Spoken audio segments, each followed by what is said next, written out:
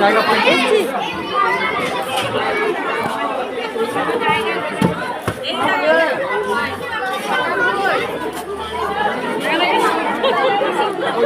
ভালো আছিস তো?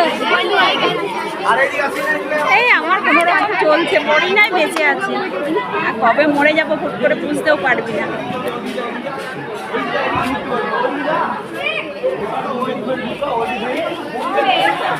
জোর কদমে খাওয়া দাওয়া চলছে, কারণ কালকে আমাদের পানিতে বৃষ্টিতে প্রচণ্ড কষ্ট পেয়েছি, সেই কারণে আজ 12টা থেকেই খাওয়া দাওয়া শুরু করে দিয়েছে।